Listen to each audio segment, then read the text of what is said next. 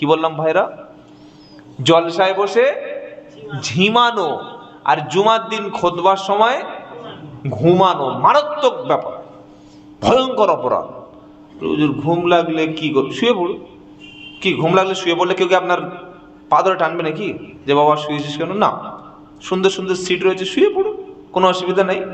সুন্দর উপরে ছাদ রয়েছে, মাশাআল্লাহ দারুণ পরিবেশ। আমি অত্যন্ত আনন্দিত যেরকম প্যান্ডেল ছাড়া সুন্দর একটা অনুষ্ঠান যে আপনারা করেছেন। আল্লাহ ছেলেদেরকে আপনাদের সবাইকে হায়াত দান করুক, সকলে বলুন আমিন। লক্ষ লক্ষ টাকার খরচ প্যান্ডেলে হয়, হয় কি হয় না? কি প্রয়োজন আছে? ধর্ম প্রচার করব মসজিদে, এনাফ, মসজিদে যথেষ্ট। এই উত্তর 24 পরগনা অনেক প্রোগ্রামে যায়, আমাদের দক্ষিণ 24 পরগনায় 30টা লোক জলসায় আর মেলায় 1500 লোক ঘুরছে, কাঁচা বাদাম মেয়েরা খাচ্ছে, ছেলেরা খুলে খুলে দিচ্ছে, মেয়েরা খুলে দিচ্ছে, ছেলেরা কাঁচা বাদাম খাচ্ছে। আর হুজুর কানে হাত দিয়ে শীতকালে বক্তব্য করে ঘেমে জামা গেঞ্জি প্যান্ট সব ভিজে যাচ্ছে, আর ওদিকে বাদাম সব উড়ে শেষ হয়ে যাচ্ছে। তো আমি 1.5 লাখ টাকা প্যান্ডেল করে যদি লোক না বসাতে পারি, তোর চাইতে মসজিদে প্রোগ্রাম করা ভালো। মসজিদে কোনো খরচ আছে? খরচ নাই।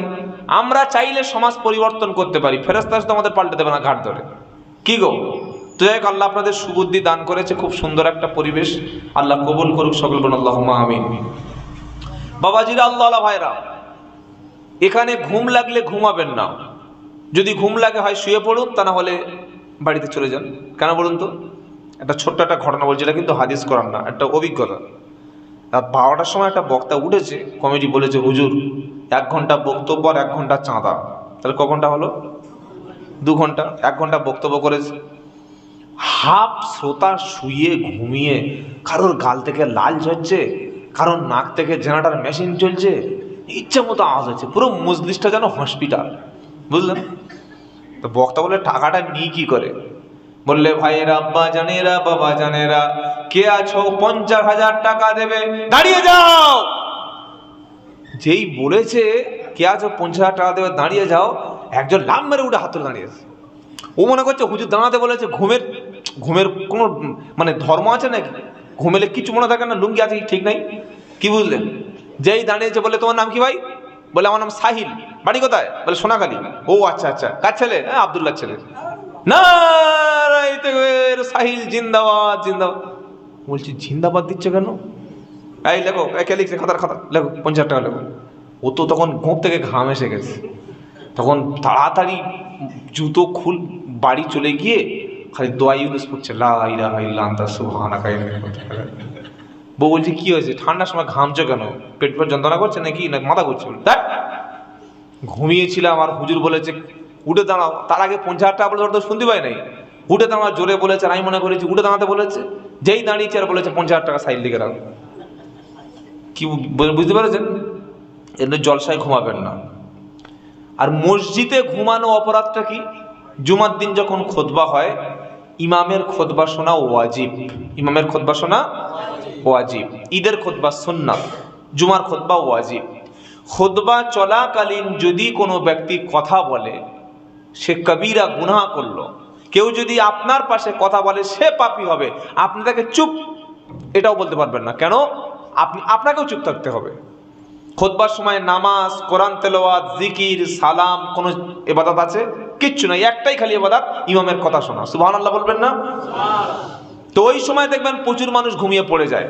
ইমাম খুতবা দিচ্ছে, ইন্নাল্লাহা ইয়া'মুরু বিল আদলি ওয়াল ইহসান।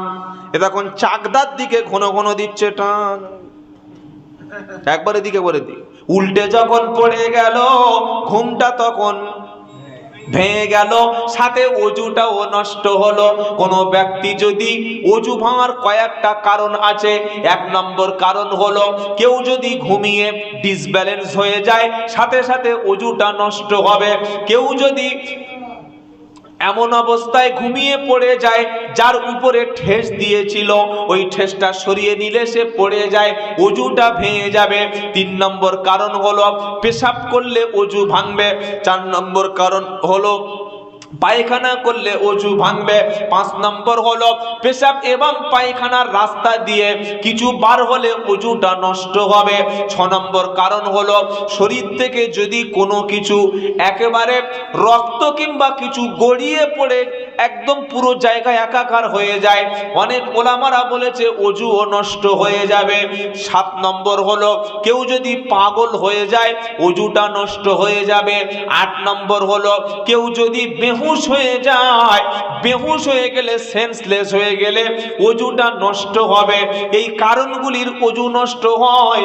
তার মধ্যে একটা কারণ হলো ঘুমিয়ে পড়ে গেলে অজু নষ্ট হয়। আর 2 দিন পরে জুমা, মসজিদে জুমার দিন গিয়ে দেখবেন খুতবার সময় 10 থেকে 20টা লোক মাথা নিচু করে আছে, মাঝে মাঝে ঘন ঘন ব্রেক মারছে, পড়ে গেল। পাশের লোক বলছে ভাই খুতবাকে অজুটা করে, অজুটা করেছে নামাজে দাঁড়া, হাত থাপ্পড় দাঁত ফেলবো তোরা, জন্তুর কথা। তোর কদিন নামাজ পড়ছিস, কদিন নামাজ পড়ছিস? দাড়ি পাকিয়ে ফেলেছে, চুল পেয়ে গেছে, তোর দাড়ি নাই, বেয়াদব ছেলে, গেঞ্জি পরে এসছে নামাজ পড়তে, আমার ভুল ধরছিস, বাপের ভুল ধরছিস? 30 বছর নামাজ পড়ছি। 30 বছর নামাজ পড়লে হবে তোমার কি যোগ্যতা আছে আগে সেটা দেখতে, কিন্তু নামাজের মশলাই জানো না। 30 বছর নামাজ পড়ছে, ঘুমিয়ে পড়ে গেলে অজু হয়ে যায়, এইটুকুই সে শিখতে পারে নাই। 30 বছর নামাজ পড়লে হয়ে গেল? বলছে না জুমায় 8 দিন। 8 দিন তো কি হয়েছে? একদিন যদি কেউ নামাজ পড়ে, সে যদি জেনে সঠিকটা পড়ে, সেই নামাজটা আল্লাহ কবুল করবে, সুবহানাল্লাহ বলুন। আর আপনি 50 বছর ভুল নামাজ পড়ে আসছেন, খবর নাই, খুব বড় নামাজি, আগে দেখতে হবে সঠিকটা কিনা। তো কেউ সাবধান করে দিলে আমরা রেগে যাই, ভুল ধরলে আমরা রেগে যাই, আছে না নাই? কেউ যদি আমাকে একটা ভুল ধরে দেয়, হতে তো পারে এই মজলিস আমার চাইতে অনেক হাইলি এডুকেটেড ব্যক্তি আছে, অনেক ব্যক্তি আছে, এমন একটা বিষয়, এমন একজন এক্সপার্ট বসে আছেন যার কাছে আমি ছাত্র হওয়ার যোগ্যতা নাই, আছে না নাই? হতে পারে। তো সে যদি আমার কোনো বিষয়ে আমাকে একটা ভুল বলি, যদি ভুল ধরিয়ে দেয়, সে আমার শত্রু হয়ে যাবে না। জ্ঞানী লোকের অভ্যাস হলো কেউ যদি তাকে ভুল ধরিয়ে দেয় তাহলে সে তাকে বন্ধু বলে মেনে নেয়। আর মূর্খ লোকের অভ্যাস কি? কেউ ভুল ধরে দিলে মনে করে আমার সঙ্গে শত্রুতা করছে। কি বলছি বুঝতে পারছেন না? মূর্খ লোকের অভ্যাস হলো কেউ যদি ওর ভুলটা ধরিয়ে দেয় ও মনে করছে আমার পিছনে আমার ক্ষতি করছে, কিন্তু না, ভুল যে ধরিয়ে দেয় সেই হচ্ছে প্রকৃত বন্ধু। যিনি আমার সংশোধন করে দিচ্ছে তিনি আমার বন্ধু। একজন লোক নামাজ পড়ছে, নবীর একটা সাহাবা, নাম হচ্ছে হযরতে হুযায়ফা রাদিয়াল্লাহু আনহু, সুবহানাল্লাহ পাঠ করেন। নাম দেখেছেন কত সুন্দর। আর ছেলের নাম রেখেছে কি? বলছে ভম্বল। কি নাম বলো? ভম্বল। এ কি নাম? না হিন্দু, না মুসলমান, না খ্রিস্টান, না জৈন, না হিজড়ে, ভম্বল নাম। নবীর সাহাবার নাম হলো হুযায়ফা। তিনি একদিন ইয়েমেন দেশে সফর করলেন, একটা মসজিদে নামাজ পড়তে দাঁড়িয়েছেন। তিনি নামাজ পড়ে বসে আছেন সুন্নাত, পাশে আর একটা ব্যক্তি সুন্নাত নামাজ পড়ছে। তিনি সালাম ফেরানোর পরে বললে ভাই এদিকে আয়, আমার চেনো? বললেন না, আপনার চিনি না। হুযায়ফা রাদিয়াল্লাহু আনহু নবীর সাহাবা, তিনি বললেন আমি হলাম বিশ্ব নবীর একজন সাহাবা। সুবহানাল্লাহ পড়েন। এখন প্রশ্ন হতে পারে সাহাবা কে? সাহাবা কে? সাহাবা কি? আমাদের অনেকের জানা নাই যে সাহাবাদের পাওয়ার কত, সাহাবারা কত বড় ঈমানের অধিকারী আমাদের জানা নাই। যদি বলে পীর সাহেব, মুফতি সাহেব বা বক্তা সাহেব, এই বিশাল ব্যাপার। কিন্তু একটা সাহাবার ঈমান, ওয়াল্লাহি আল্লাহর কসম, একটা সাহাবার ঈমান যদি ডান পাল্লায় চাপিয়ে দেন আর বাঁদিকের পাল্লায় হাফেজ, কারি, মুফতি, মাওলানা, মুহাদ্দিস, শাইখুল হাদিস, তারপরে পীর, ফকির, যত রকমের যা কিছু আছে সবার ঈমান আমল যদি এক পাল্লায় চাপিয়ে দেন আর একটা সাহাবার ঈমান যদি এক পাল্লায় চাপিয়ে দেন, এই সাহাবাদের ঈমানটা ভারী হয়ে যাবে। জোরে বলুন সুবহানাল্লাহ। কেন জানেন? তার কারণ হলো ওই সাহাবাদের উপর আল্লাহ রাজি আর সাহাবারা আল্লাহর উপরে রাজি। বলো হুজুর এটা গাল গল্প নয় তো? ওয়াসাবিকুনাল আউয়ালুনা মিনাল মুহাজিরিনা ওয়াল আনসার ওয়াল্লাযীনা তাবাউহুম বিইহসান রাদিয়াল্লাহু আনহুম ওয়া রাদু আনহু আ'আদ্দা লাহুম জান্নাতুন তাজরি মিন তাহতিহাল আনহার খালিদিনা ফিহা তাহতাহাল আনহারু খালিদিনা ফিহা আবাদা যালিকা হুয়াল ফাউজুল আযীম। জোরে বলুন সুবহানাল্লাহ। এটা 11 নম্বর পারা, 2 নম্বর পৃষ্ঠা, 1 নম্বর লাইনের 100 নম্বর আয়াত। সূরার নাম তাওবা। সাহাবাদের মর্যাদা সম্পর্কে বর্ণনা করছেন কে? জোরে বলুন। ওয়াসাবিকুনাল আউয়ালুনা মিনাল মুহাজিরিনা ওয়াল আনসার। সাহাবাদের প্রথম ডেফিনেশন হলো যে যারা আল্লাহর নবীকে সচক্ষে সামনাসামনি ফেস টু ফেস দেখেছে। নাম্বার 1।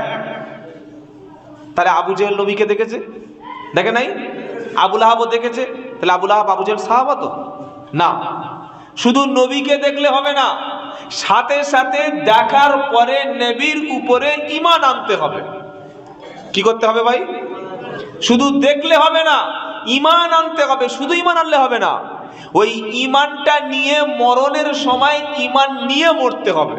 কারণ অনেক এমন মুনাফিক ছিল যারা নবীর হাতে হাত দিয়ে বলছে আপনি আল্লাহর রাসূল, আপনি আল্লাহর রাসূল, কিন্তু মরণের সময় নবীর সাথে বেঈমানি করেছে, যুদ্ধের মাঝখান থেকে পালিয়ে চলে গেছে, বেঈমান হয়ে গেছে, মুনাফিক হয়ে গেছে। বলে হুজুর দলিল? একটার নাম হচ্ছে আব্দুল্লাহ ইবনে উবাই। আব্দুল্লাহ ইবনে উবাই, সে নবীর পিছনে নামাজ পড়তো, নবীর কোরআন শুনতো, নবীর মসজিদে নামাজ পড়তো, নবীর সঙ্গে সবকিছু করত, কিন্তু ইন্তেকালের আগে সে নবীর সঙ্গে দুশমনি করে ঈমান ছাড়াই মারা গেছে। মুনাফিকের তো ঈমান নাই, কিন্তু ইসলামের ঘোর দুশমন। তারা সাহাবা কাদের বলে? আল্লাহর নবীকে দেখেছেন এবং নবীর উপরে ঈমান এনেছেন, আর মরণের সময় ঈমান নিয়ে মারা গেছেন। তাদের নাম কি? সাহাবা। ওই সাহাবাদের সম্পর্কে আল্লাহ পাক বলছেন কোরআনে, পারা নাম্বার কত বলেছি? 11, সূরা তাওবার 100 নম্বর আয়াত। কি বলেছেন? ওয়াসাবিকুনাল আউয়ালুনা মিনাল মুহাজিরিনা ওয়াল আনসার। ঈমান আনার দিক থেকে, ঈমান গ্রহণের ক্ষেত্রে যারা ঈমান আনার দিক থেকে প্রথমের দিকে ঈমান এনেছে, মক্কা থেকে হিজরতকারী মুহাজির আর মদিনার সাহায্যকারী আনসার। সাহাবাদের মধ্যে আবার 2 রকম সাহাবা। করকম? 2 রকম। একটা হচ্ছে মুহাজির সাহাবা আর একটা হলো আনসার সাহাবা। মুহাজির কারা? যারা মক্কা ত্যাগ করে মদিনায় গিয়েছে, গৃহ ত্যাগ করেছে, তারা মুহাজির। আর আনসার কারা? যাদের মদিনায় জমি ছিল, বাগান ছিল, বিভিন্ন সম্পদ ছিল, ঘর ছিল, মক্কা থেকে যারা হিজরত করে মদিনায় চলে গেছে, গৃহ ত্যাগ করে চলে গেছে, ভিকটিম হয়ে চলে গেছে, মদিনার মুসলমানরা যাদেরকে আশ্রয় দিয়েছে, 2টো বিবি, একটা বিবি তালাক দিয়ে মক্কার সাহাবাদের দিয়ে দিয়েছে, 2টো খেজুরের বাগান, একটা খেজুরের বাগান মক্কার মুসলমানদের দিয়ে দিয়েছে, 2টো কুয়ো, একটা কুয়া মক্কার মুসলমান মুহাজির সাহাবাদের দিয়ে দিয়েছে, তাদের নাম হলো আনসার। তাদের নাম আনসার, মানে সাহায্যকারী, মদিনার সাহাবারা। আর মক্কার সাহাবাদের কি বলা হয়? মুহাজির, যারা হিজরত করেছে। শুনছেন আপনারা? তো আল্লাহ 2 জনের সম্পর্কে বলছে, ওয়াসাবিকুনাল আউয়ালুনা মিনাল মুহাজিরিনা ওয়াল আনসার। ঈমান আনার ক্ষেত্রে যারা প্রথমের দিকে ঈমান এনেছে, মক্কার মুহাজির, মদিনার আনসার। ওয়াল্লাযীনা তাবাউহুম বিইহসান, আর এই সাহাবাদেরকে অনুসরণ করেছে যারা। আল্লাহ পাক সাহাবাদের সম্পর্কে বলছে, রাদিয়াল্লাহু আনহুম ওয়া রাদু আনহু, আল্লাহ তাদের উপর রাজি, তারা আল্লাহর উপরে রাজি।